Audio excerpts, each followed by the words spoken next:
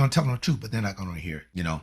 Just like Jeremiah. He told Jeremiah, go to God, ask God what we should do. Jeremiah said, now listen, if I go to God and ask him, you better be prepared to do what he tells you to do. We got to do it.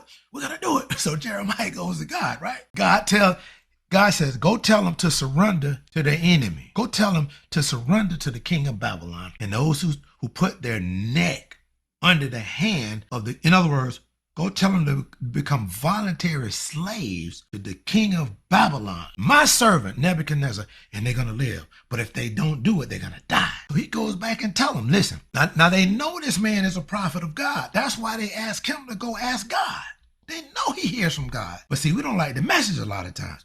So Jeremiah comes back and says, listen, God told me to tell you that everybody who surrenders to the enemy are going to live, but everybody who rebels are going to die. You have not heard from the Lord. That's what they told him. You have not heard from God. In other words, you are a false prophet. No, you are a false listener. You're a false Christian.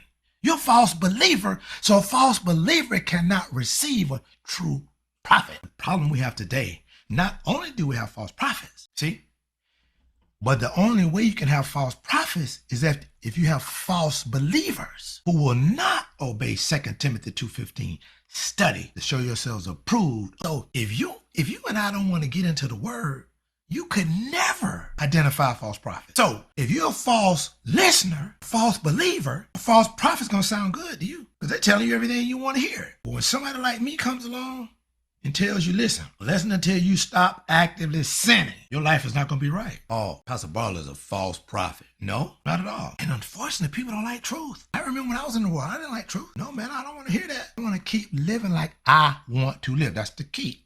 Idol, but it gives idol, I-D-O-L, begins with I. That's why.